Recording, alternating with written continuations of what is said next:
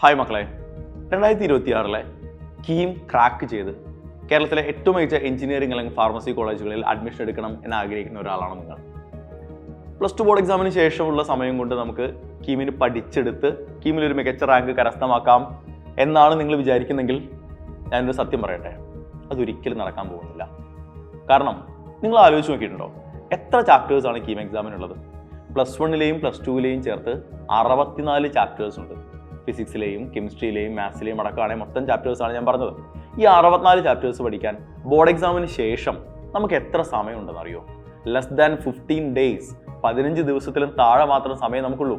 നമുക്ക് എങ്ങനെയാണ് 15 ദിവസത്തിലും താഴെയുള്ള ദിവസങ്ങൾ കൊണ്ട് ഇത്രയും ചാപ്റ്റേഴ്സ് പഠിച്ചെടുത്ത് കീമ് പോലൊരു കോമ്പറ്റീറ്റീവ് എക്സാമിന് ഒരു മികച്ച റാങ്ക് കരസ്ഥമാക്കാൻ പറ്റുക? ഒരിക്കലും പ്രാക്ടിക്കലി അത് പോസിബിൾ അല്ല, അല്ലേ? അപ്പോൾ നമ്മൾ എന്ത് ചെയ്യുമെന്ന് ചോദിച്ചാൽ അതിനൊറ്റ വഴിയുള്ളൂ. +2 ബോർഡ് എക്സാമിന് പ്രിപ്പയർ ചെയ്യുന്നതിനോടൊപ്പം തന്നെ, അതായത് എത്രത്തോളം നേരത്തെ നിങ്ങൾക്ക് കീമിന്റെ പ്രിപ്പറേഷൻ സ്റ്റാർട്ട് ചെയ്യാൻ പറ്റുമോ അത്രയും നേരത്തെ നിങ്ങൾ കീമിന്റെ പ്രിപ്പറേഷൻ സ്റ്റാർട്ട് ചെയ്യണം. എന്ന് വെച്ചാൽ ഇപ്പോൾ തന്നെ നമ്മൾ കീമിന് പ്രിപ്പയർ ചെയ്ത് തുടങ്ങണം എന്നർത്ഥം. ഇപ്പൊ നമ്മൾ എങ്ങനെയാണ് കീമിന് പ്രിപ്പയർ ചെയ്യുക? കാരണം ബോർഡ് എക്സാം അല്ലേ വരാൻ പോകുന്നത്. അതെ, ബോർഡ് എക്സാമിനൊപ്പം നിങ്ങളെ കീമിന് കൂടി പ്രിപ്പയർ ചെയ്യിപ്പിക്കാൻ സൈലം ഒരു പ്ലാൻ അവതരിപ്പിക്കുന്നുണ്ട്. Xylem KEAM end game 2026. അതായത് ഓൺലൈനായി നിങ്ങൾക്ക് കീം എക്സാമിന് വേണ്ടിയുള്ള പ്രിപ്പറേഷൻ നൽകുന്ന ഒരു ബാച്ചാണ് കീം എൻഡ് ഗെയിം എന്ന് പറയുന്നത്.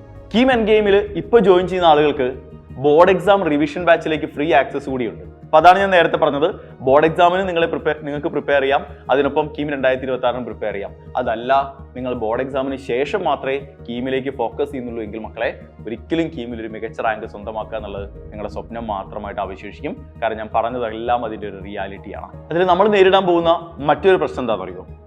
+1ലും +2ലും ഉള്ള ചാപ്റ്ററുകൾക്ക് ഒരേ വെയിറ്റേജ് ആണ് കീം എക്സാമിന് ഉണ്ടാവുക. അപ്പോൾ നമുക്കറിയാം, +2 നമ്മളിപ്പോൾ പഠിച്ചുകൊണ്ടിരിക്കുകയാണ്, നമ്മുടെ ഓർമ്മയിലൊക്കെ ഉണ്ടാവും, കാരണം ബോർഡ് എക്സാമിന് വേണ്ടി നമ്മൾ പഠിക്കുന്നുണ്ട്. പക്ഷേ +1ന്റെ അവസ്ഥ അതല്ല. +1 നമ്മൾ പഠിച്ചിട്ട് കുറേ നാളായി. അത് നമ്മൾ +1 ബോർഡ് എക്സാം കഴിഞ്ഞോടുകൂടി അവിടെ നമ്മൾ ഇട്ടിട്ട് പോകുന്നതാണ്, അല്ലേ? നമ്മുടെ ഓർമ്മയിലോ നമ്മുടെ മെമ്മറിയിലോ +1 ചാപ്റ്റേഴ്സ് ഉണ്ടാവില്ല. അപ്പോൾ അതും നിങ്ങൾ നേരിടാൻ പോകുന്ന വലിയൊരു പ്രശ്നമാണ്. അപ്പോൾ അങ്ങനെ ഏത് രീതിയിൽ നമ്മൾ നോക്കിയാലും കീം 2026 ക്രാക്ക് ചെയ്യണമെങ്കിൽ ഒരു കാര്യം ഉറപ്പാണ്, ഇപ്പം തന്നെ നിങ്ങൾ നിങ്ങളുടെ പ്രിപ്പറേഷൻ സ്റ്റാർട്ട് ചെയ്യേണ്ടതുണ്ട്. ഓക്കെ, സോ ഇനിയും മടിച്ചു നിൽക്കരുത്. ഇനി ആലോചിച്ച് നിന്ന് കഴിഞ്ഞാൽ കീം 2026 എന്ന് പറയുന്നത് നമ്മുടെ കയ്യിൽ നിന്ന് വഴുതി പോകും. സോ എത്രയും പെട്ടെന്ന് കീം എൻഡ് ഗെയിമിലേക്ക് ജോയിൻ ചെയ്യുക. അടിപൊളിയായി നമുക്ക് ബോർഡ് എക്സാമിനും കീമിനും വേണ്ടി പ്രിപ്പയർ ചെയ്യാം. So all the best.